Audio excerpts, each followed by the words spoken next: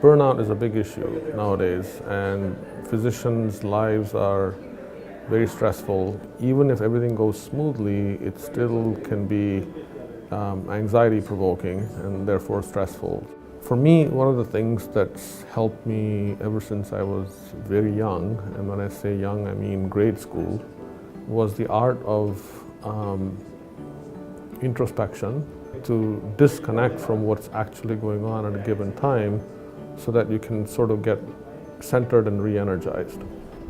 So what I do is, for 30 minutes at least, and preferably for an hour, before I go to sleep or after I wake up, I don't look at my cell phone. So I usually read a book before I go to bed.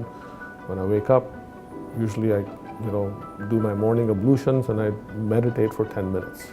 It takes practice to get there, because if you try to close your eyes and not think of anything, the first thing that will happen is you'll think of something.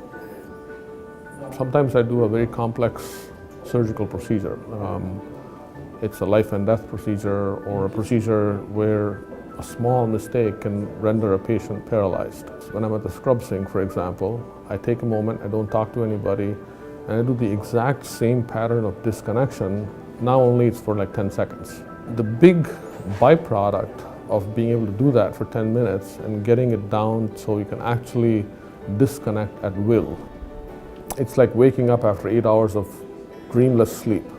It's that refreshing. It's almost like I've taken a power nap. So I think the hardest thing is to build a habit. You know you've gotten a habit when you don't do it, you start to miss it. And I think it takes about 2 months. At least for me, it takes about 2 months. If you can't identify a pattern in your routine, then that means you probably should try to get there.